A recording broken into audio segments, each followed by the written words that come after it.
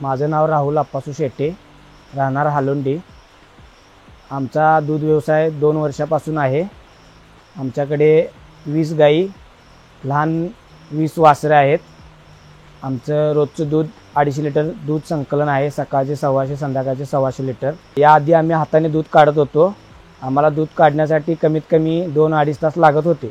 त्यानंतर आम्ही local ब्रँडचा milk machine वापरून बघितलं, त्याच्याने पण आम्हाला थोडाफार त्रास होत होता। त्यानंतर आम्ही डी लेवलचं मिल्किंग मशीन घेतलं, त्यामुळे आमचा वेळ पण वाचायला लागला आणि जे नंतर लास्टला दूध हाताने काढायला लागत होतं ते आम्हाला काढायला लागत नाही।